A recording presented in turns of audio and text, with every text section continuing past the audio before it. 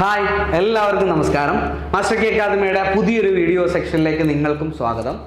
ഇന്ന് നമുക്കറിയാം, കേരള PSCയുടെ ഭാഗത്തു നിന്ന് കുറച്ച് നോട്ടിഫിക്കേഷൻസ് നേരത്തെ നടത്തിയ അല്ലെങ്കിൽ നേരത്തെ നൽകിയ നോട്ടിഫിക്കേഷൻസിൻ്റെ കൺഫർമേഷൻസ് വന്നിട്ടുണ്ട്. അതിൽ ഏറ്റവും പ്രധാനപ്പെട്ട ഒരു കൺഫർമേഷൻ നമുക്കിപ്പോൾ വന്നിട്ടുണ്ട്. അത് ഫാർമസിക്കാരെ സംബന്ധിച്ച ഒരു കൺഫർമേഷനാണ് ഇപ്പോൾ വന്നിരിക്കുന്നത്. അത് നമുക്ക് നോക്കാം. ഡ്രഗ്സ് കൺട്രോൾ ഡിപ്പാർട്ട്മെൻറ്റിലേക്ക് ഡ്രഗ് അനലിസ്റ്റ് ഗ്രേഡ് 3. ഓക്കെ, ഏതാണ്? ഡ്രഗ്സ് കൺട്രോൾ ഡിപ്പാർട്ട്മെന്റിലേക്ക് ഡ്രഗ് അനലിസ്റ്റ് ഗ്രേഡ് 3യുടെ കൺഫർമേഷൻ ആണ് ഇപ്പോൾ വന്നിരിക്കുന്നത്. അപ്പോൾ അപ്ലൈ ചെയ്തവരെല്ലാവരും ഈ വീഡിയോ കാണുമ്പോൾ തന്നെ കൺഫർമേഷൻ കൊടുക്കുക, മറക്കരുത്. പെട്ടെന്ന് തന്നെ, നമുക്ക് അവസാന ദിവസം വരെ നോക്കിയിരിക്കേണ്ട ആവശ്യമില്ല. നമുക്ക് വളരെ പെട്ടെന്ന് തന്നെ നമ്മൾ ഈ ഒരു വീഡിയോ കാണുമ്പോൾ തന്നെ നിങ്ങൾ അതിൻ്റെ പ്രൊഫൈൽ എടുത്ത് കൺഫർമേഷൻ കൊടുത്ത് പോവുക. ഓക്കെ, അപ്പോൾ ഇതിൻ്റെ പരീക്ഷ വരുന്നത് ഫെബ്രുവരി 4 2025 ഇതിൻ്റെ എക്സാം വരുന്നത്. Drug analyst grade 3 drug control ഡിപ്പാർട്ട്മെന്റിലേക്കുള്ള ഡ്രഗ് അനലിസ്റ്റ് ഗ്രേഡ് 3യുടെ എക്സാം വരുന്നത് ഫെബ്രുവരി 4 2025. നമുക്ക് ഇപ്പൊ തന്നെ നിങ്ങൾ നോക്കിയാൽ അറിയാം. നമുക്ക് ഇപ്പൊ കൺഫർമേഷൻ വന്നു, സിലബസ് വന്നു. നമുക്ക് ഇപ്പൊ തന്നെ നമ്മൾ പഠിച്ചു തുടങ്ങിയാൽ തന്നെ നമുക്ക് 60 ദിവസം നമുക്ക് പഠിക്കാനായിട്ടുണ്ടാവും. 60 ദിവസം എങ്ങനെ പോയാലും നമുക്ക് പഠിക്കാൻ കിട്ടും. ഓക്കെ, അപ്പോൾ master K academy drug analyst grade 3യുടെ ക്ലാസ്സുകൾ, ഒരു ക്രാഷ് കോഴ്സ് നമ്മളിപ്പോൾ അനൗൺസ് ചെയ്യുകയാണ്. അപ്പോൾ ഈ ക്രാഷ് കോഴ്സിലേക്ക് നിങ്ങളെല്ലാവരെയും സ്വാഗതം ചെയ്യുന്നു. മാസ്റ്റർ കെ അക്കാദമിയുടെ കോഴ്സുകൾ നിങ്ങൾക്കറിയാം. നമുക്ക് ഫാർമസിസ്റ്റ് ഗ്രേഡ് 2 ആയാലും ഡ്രഗ് ഇൻസ്പെക്ടർ കോഴ്സുകളായാലും ഒക്കെ നേരത്തെ തന്നെ നമുക്ക് കോഴ്സുകളുണ്ട്. ഇപ്പോൾ ഇതിൻ്റെ സിലബസ് വന്നിരിക്കുന്നതും ഡ്രഗ് ഇൻസ്പെക്ടറിൻ്റെ സെയിം സിലബസ് തന്നെയാണ് ഇപ്പോൾ അനലിസ്റ്റ് ഗ്രേഡ് 3ക്ക് വന്നിരിക്കുന്നത്. ഒരു ഡിഗ്രി ലെവൽ സിലബസ് ആണ്. കുറച്ച് ഡീപ്പായിട്ട് നമുക്ക് പഠിക്കേണ്ട സിലബസ് ആണ് നമുക്ക് വന്നിരിക്കുന്നത്. അപ്പോൾ നിങ്ങൾക്ക് സിലബസ് നോക്കിയാൽ അറിയാൻ പറ്റും. ഞാൻ സിലബസ് കൂടി എക്സ്പ്ലെയിൻ ചെയ്യുന്നതായിരിക്കും. ഓക്കെ, അപ്പോൾ നമുക്കൊരു 60 ദിവസം നമുക്ക് എന്തിനു കിട്ടും? പഠിക്കാനായിട്ട് നമുക്ക് കിട്ടും. ആ 60 ദിവസം നമ്മൾ പ്രയോജനപ്പെടുത്തിയാൽ നമുക്ക് പരീക്ഷയിൽ ആദ്യം എത്താൻ സാധിക്കും എന്ന കാര്യം നമുക്കറിയാം. കൃത്യമായിട്ട് നമുക്ക് പറയാൻ കഴിയും. നമ്മൾ അതിനുവേണ്ടി ഇരുന്നാൽ, നമ്മൾ അതിനുവേണ്ടി ഇനിയുള്ള ദിവസങ്ങൾ സ്പെൻഡ് ചെയ്താൽ, ഇനിയുള്ള ദിവസങ്ങളിലെ സമയം സ്പെൻഡ് ചെയ്താൽ നമുക്ക് കൃത്യമായിട്ട് റാങ്ക് ലിസ്റ്റിൽ മുന്നിലെത്താൻ സാധിക്കും. മാസ്റ്റർ കെ അക്കാദമി അതിനായിട്ട് നമുക്കൊരു കൃത്യമായ സ്റ്റഡി പ്ലാൻ നമ്മുടെ ഉദ്യോഗാർത്ഥികൾക്ക് പ്രൊവൈഡ് ചെയ്യുന്നുണ്ട്. ആ 60 ദിവസത്തെ സ്റ്റഡി പ്ലാൻ നിങ്ങൾക്ക് തന്നു കഴിഞ്ഞാൽ അതുപ്രകാരമുള്ള ക്ലാസ്സുകൾ നമ്മുടെ ലേണിംഗ് ആപ്ലിക്കേഷനിൽ ഉണ്ടാവും. അതിൻ്റെ PDF മെറ്റീരിയൽസ് ആപ്ലിക്കേഷനിൽ ഉണ്ടാവും. നിങ്ങൾക്ക് നിങ്ങളുടെ സമയം അനുസരിച്ച് അത് കവർ ചെയ്യാം. ഇപ്പം ഡേ 1 തരുന്ന ടോപ്പിക്ക് നിങ്ങളുടെ സമയം അനുസരിച്ച് കവർ ചെയ്യാം. അതിൻ്റെ നോട്ട്സ് വേണമെങ്കിൽ നിങ്ങൾക്ക് പ്രിന്റ് ആക്കി ഉപയോഗിക്കാം. അത് നിങ്ങൾക്ക് റെഫറൻസിന് ഉപയോഗിക്കാം. അതിനുശേഷം നിങ്ങൾക്ക് അന്ന് ഈവനിങ് തന്നെ പരീക്ഷ എഴുതാം, മോക്ക് എക്സാം എഴുതാം. അപ്പോൾ ഈ 60 ദിവസത്തെ സ്റ്റഡി പ്ലാൻ എന്ന് വെച്ച് കഴിഞ്ഞാൽ നമ്മുടെ സിലബസിനെ 60 ഡിവൈഡ് ചെയ്ത് നിങ്ങൾക്ക് തരുന്നു എന്ന് മാത്രമല്ല, ഈ ഡിവൈഡ് ചെയ്ത് 60 ദിവസമായിട്ട് നിങ്ങൾക്ക് ഈ സ്റ്റഡി പ്ലാൻ തരുമ്പോൾ, ഈ സിലബസിനെ 60 ദിവസമായിട്ട് നമ്മൾ ഡിവൈഡ് ചെയ്യുമ്പോൾ കൃത്യമായ ആ ഒരു സ്റ്റഡി പ്ലാൻ പ്രകാരം ഈ 60 ദിവസവും പരീക്ഷകളുണ്ടാവും. കൃത്യമായി മാക്സിമം ചോദ്യങ്ങൾ ഉൾപ്പെടുത്തി നിങ്ങൾക്ക് എന്താവും? ഈ 60 ദിവസവും പരീക്ഷകളുണ്ടാവും. നമ്മൾ പഠിക്കുന്ന പോർഷൻസ്, നമ്മൾ സമയം അനുസരിച്ച് പഠിക്കുന്ന പോർഷൻസ്, നിങ്ങളെ ഒരുപാട് പേര് ജോലി ചെയ്യുന്നവരുണ്ടാവും. മറ്റു കാര്യങ്ങളിലൊക്കെ, നമ്മുടെ മറ്റുള്ള കാര്യങ്ങളിലൊക്കെ ഏർപ്പെട്ടിരിക്കുന്നവരൊക്കെ ഒരുപാട് പേര് പഠിക്കാൻ സമയമില്ലാത്തവരുണ്ടാവും. പക്ഷേ മാസ്റ്റർ കെ അക്കാദമിയുടെ ക്ലാസ്സുകൾ നിങ്ങൾക്ക് നിങ്ങളുടെ ടൈം അനുസരിച്ച് കവർ ചെയ്ത് പഠിക്കാവുന്ന രീതിയിലാണ് നമ്മൾ ക്രമീകരിച്ചിരിക്കുന്നത്. നിങ്ങൾക്ക് നിങ്ങളുടെ സമയം അനുസരിച്ച് ക്ലാസ്സുകൾ കാണാം. അതിൻ്റെ എക്സാം ഈവനിങ് അപ്ലോഡ് ചെയ്യും.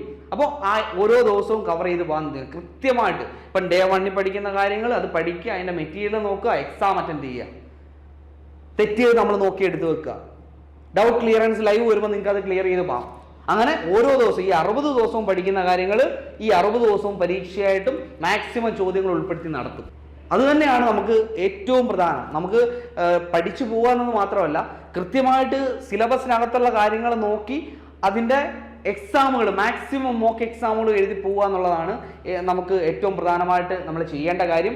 നമ്മൾ സിലബസ് കവർ ചെയ്ത ശേഷം, സിലബസ് കവർ ചെയ്താൽ മാക്സിമം അൺലിമിറ്റഡ് നിങ്ങൾക്ക് മോഡൽ എക്സാമുകളും ഉണ്ടാവും. നിങ്ങൾക്ക് കൃത്യമായിട്ട് സിലബസ് കവർ ചെയ്ത് മോക്ക് എക്സാമുകളെല്ലാം കവർ ചെയ്ത് 60 ദിവസം എടുത്താൽ ഈ 60 ദിവസം സ്റ്റഡി പ്ലാനിന് ശേഷം മോഡൽ എക്സാമുകൾ നമ്മൾ കൃത്യമായിട്ട് നടത്തുന്നതാണ്. അപ്പോൾ നമ്മൾ പറഞ്ഞു അനലിസ്റ്റ് ഗ്രേഡ് 3 സിലബസ് വന്നിട്ടുണ്ടെന്ന് പറഞ്ഞു. നമുക്ക് ആ സിലബസ് എന്താണെന്ന് നോക്കാം. നമുക്കൊരു 10 മൊഡ്യൂൾസ് ആണ് തന്നിരിക്കുന്നത്. 10 മൊഡ്യൂളാണ് നമുക്ക് തന്നിരിക്കുന്നത്. ഓക്കെ, അപ്പോൾ ഓരോ മൊഡ്യൂളിനും മാർക്കുകൾ സ്പ്ലിറ്റ് ചെയ്ത് കൊടുത്തിട്ടുണ്ട്. അപ്പോൾ നമുക്ക് ആദ്യത്തെ മൊഡ്യൂൾ ഏതാണെന്ന് നോക്കാം. മൊഡ്യൂൾ 1 നോക്കിയേ. Module 1 human anatomy and physiology and pathophysiology ആണ് നമുക്ക് ആദ്യത്തെ മൊഡ്യൂളായിട്ട് വന്നിരിക്കുന്നത്. അതിന് എത്ര മാർക്കാണ്? 8 മാർക്കാണ്. 8 മാർക്കാണ് ഈ ഒരു മൊഡ്യൂളിൽ നിന്ന് നമുക്ക് ചോദിക്കാൻ പോകുന്നത്. 8 മാർക്കിന്റെ ചോദ്യങ്ങളായിരിക്കും. അപ്പോൾ അത്യാവശ്യം നന്നായിട്ട് നല്ലൊരു മാർക്ക് ഡിസ്ട്രിബ്യൂഷൻ ആണ് ഈ ഒരു ആദ്യത്തെ മൊഡ്യൂളിൽ തന്നെ ഇട്ടിരിക്കുന്നത്. അപ്പോൾ നന്നായിട്ട് നമുക്ക് കുറച്ച് ഡീപ്പായിട്ട്, നമുക്കറിയാം ഡിഗ്രി ലെവൽ പരീക്ഷയാണ്, കുറച്ച് ഡീപ്പായിട്ട് നമുക്ക് ഈ ഒരു മേഖലയിൽ നിന്നൊക്കെ ചോദിക്കും. ഓക്കെ, അപ്പോൾ മൊഡ്യൂൾ 1 നമ്മൾ കണ്ടല്ലോ. Human anatomy and physiology and pathophysiology ആണ് നമ്മുടെ മൊഡ്യൂൾ 1 എന്നുള്ളത്. അപ്പോൾ നോക്കാം അടുത്ത മൊഡ്യൂൾ 2 ഏതാണെന്ന് നോക്കാം. മൊഡ്യൂൾ 2 നോക്കിയേ. Module 2 pharmaceutics, physical pharmaceutics, formulative pharmacy and pharmaceutical engineering ആണ് നമ്മുടെ മൊഡ്യൂൾ 2 എന്നുള്ളത്. മൊഡ്യൂൾ 2 ആണ് നമ്മളിപ്പോൾ പറഞ്ഞത്. ആ മൊഡ്യൂൾ 2ന്റെ മാർക്ക് നോക്കിയേ. മാർക്ക് ഡിസ്ട്രിബ്യൂഷൻ 10 മാർക്കാണ്. ഈ മൊഡ്യൂൾ 2ൽ നിന്ന് നമുക്ക് എന്ത് ചോദിക്കും? 10 മാർക്കിന്റെ ചോദ്യങ്ങളാണ് ഈ മൊഡ്യൂൾ 2 എന്ന് വരുന്നത്. ഏതൊക്കെയാ? Pharmaceutics, physical pharmaceutics, formulative pharmacy and pharmaceutical എഞ്ചിനീയറിംഗിന് എത്ര മാർക്കാ? ഈ ഒരു മൊഡ്യൂളിൽ നിന്ന് 10 മാർക്കാണ് ചോദിക്കാൻ പോകുന്നത്. മൊഡ്യൂൾ 3 നോക്കാം. മൊഡ്യൂൾ 3 ഏറ്റവും പ്രധാനപ്പെട്ടതാണ് ഫാർമക്കോളജി. ഫാർമക്കോളജി ഏറ്റവും പ്രധാനപ്പെട്ടതാണ്. മാർക്ക് നോക്കിയേ, 16 മാർക്ക് നമുക്ക് ഫാർമക്കോളജി എന്ന് പറഞ്ഞ ഈ മൊഡ്യൂൾ 3, ഈ ഒരു മൊഡ്യൂളിൽ നമുക്ക് 16 മാർക്ക് ഉണ്ടാവും. ഏറ്റവും പ്രധാനപ്പെട്ട ഒരു മൊഡ്യൂളാണ്. നമുക്കറിയാം ഫാർമക്കോളജി എന്ന് പറഞ്ഞ മൊഡ്യൂളാണ് ഏറ്റവും പ്രധാനപ്പെട്ടത്. മൊഡ്യൂൾ 3 ആണ്. അതിന് 16 മാർക്കാണ്. അടുത്തത് മൊഡ്യൂൾ 4 ആണ്. മൊഡ്യൂൾ 4 നോക്കി. Pharmacognosy and phytochemistry and herbal drug technology ആണ്. Pharmacognosy and phytochemistry and herbal drug technology ആണ് നമ്മുടെ മൊഡ്യൂൾ 4. മൊഡ്യൂൾ 4 അതിന്റെ മാർക്ക് നോക്കിയേ, 14 മാർക്ക് ഉണ്ടാവും. 14 മാർക്കിന്റെ ചോദ്യങ്ങൾ ഈ ഒരു മൊഡ്യൂളിൽ നിന്ന് ഉണ്ടാവും. നമുക്ക് സത്യം പറഞ്ഞു കഴിഞ്ഞാൽ ഇങ്ങനെ ഒരു മാർക്ക് ഡിസ്ട്രിബ്യൂഷൻ കൃത്യമായിട്ട് തരുന്നതുകൊണ്ട് നമുക്ക് ഏതൊക്കെ മൊഡ്യൂൾസ് ആണ് കൃത്യമായിട്ട് ശ്രദ്ധിക്കേണ്ടത് എന്നൊരു ബോധ്യം നമുക്ക് തന്നെ ഉണ്ടാവും. നമ്മൾ ഏറ്റവും കൂടുതൽ ഏത് മൊഡ്യൂളിൽ നിന്നായിരിക്കും ചോദ്യങ്ങൾ വരുന്നത്, എത്ര മാർക്ക് ഉണ്ടാവും എന്നൊക്കെ നമുക്ക് മുൻകൂട്ടി അറിയാവുന്നതുകൊണ്ട് നമുക്ക് കുറച്ച് വീക്കായ കാര്യങ്ങളായാലും നമുക്ക് നേരത്തെ തന്നെ ആ ഒരു മൊഡ്യൂളിന്റെ പഠനം ആരംഭിക്കാൻ പറ്റും. അത് ഏറ്റവും വലിയൊരു പ്രയോജനമാണ്. നമുക്ക് മൊഡ്യൂൾ 5 നോക്കാം. മൊഡ്യൂൾ 5 നോക്കിയേ. നമുക്കറിയാവുന്ന ജനറൽ ആയിട്ടുള്ള കാര്യങ്ങളാണ്. ഏതാണ്?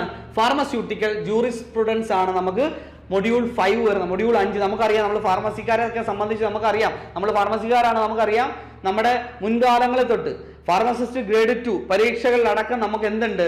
ഈ ഒരു ജൂറിസ്പ്രുഡൻസ് പഠിക്കാനുണ്ട്. നമ്മുടെ നിയമവും ഡ്രഗ്സിന്റെ ആക്ടുകളും എല്ലാം നമുക്ക് നന്നായിട്ട് പഠിക്കാനുണ്ട്. കുറച്ച് പുതിയ അപ്ഡേഷൻസും കാര്യങ്ങളൊക്കെ വന്നിട്ടുണ്ട്. അതെല്ലാം നമുക്ക് അപ്ഡേറ്റ് ചെയ്യാനും ഉണ്ട് അല്ലേ? അപ്പോൾ നമ്മൾ പഠിക്കുന്ന കാര്യങ്ങൾ തന്നെ ഇത് നമ്മൾ പഠിച്ചിട്ടുള്ള കാര്യമാണ്. പിന്നെ കുറച്ചുകൂടെ നമുക്ക് ചോദ്യങ്ങളുടെ കട്ടി ഒരു D.Pharm ലെവലിൽ നിന്ന് നമുക്കൊരു B.Pharm ലെവലിലോട്ട്, ഒരു ഡിഗ്രി ലെവലിലോട്ടൊക്കെ നമുക്ക് വരുമ്പോൾ കുറച്ചുകൂടെ ചോദ്യങ്ങളുടെ കട്ടി അല്ലെങ്കിൽ ചോദ്യങ്ങൾ ചോദിക്കുന്ന രീതിയൊക്കെ മാറും. അപ്പോൾ അതുകൊണ്ട് നമുക്കിത് കൃത്യമായിട്ട് എന്ത് ചെയ്യണം?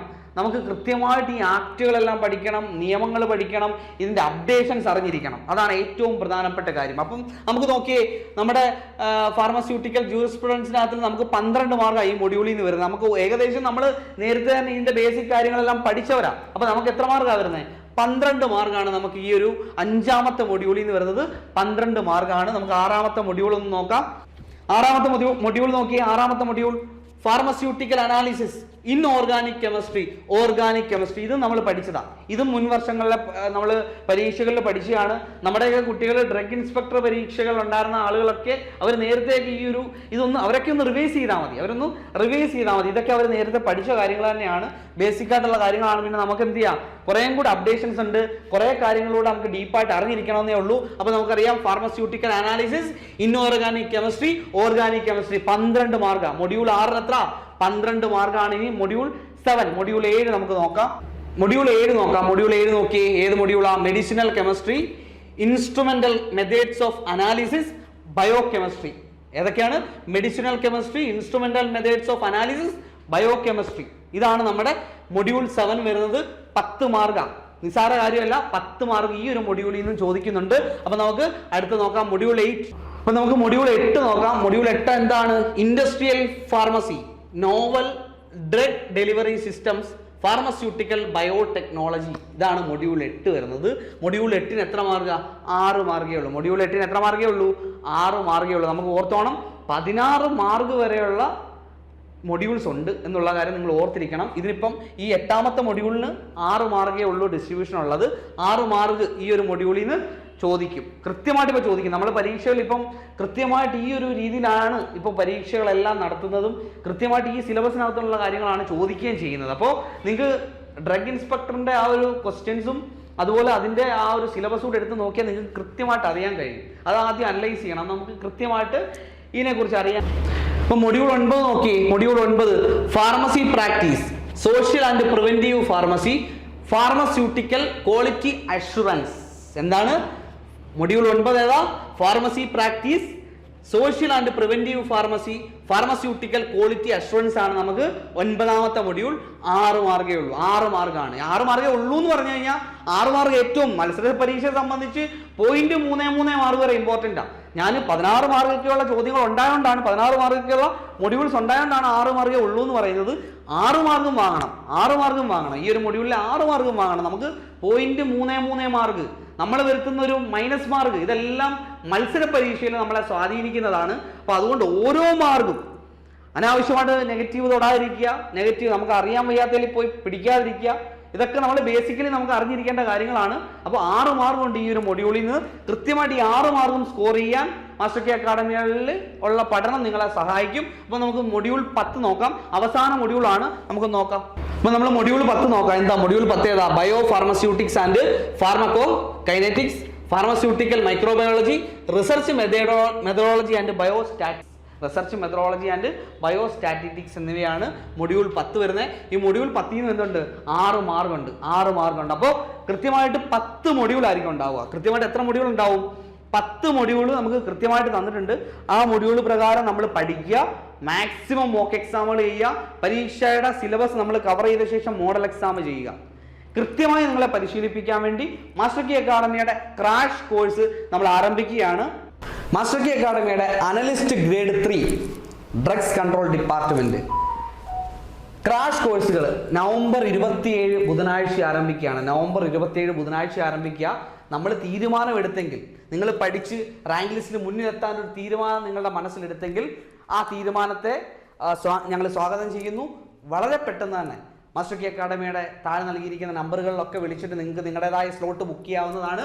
അപ്പോൾ മാസ്റ്റർ കെ അക്കാഡമിയുടെ അനലിസ്റ്റ് ഗ്രേഡ് 3 ക്രാഷ് പ്രീമിയം ബാച്ചിലേക്ക് എല്ലാവരെയും സ്വാഗതം ചെയ്യുന്നു.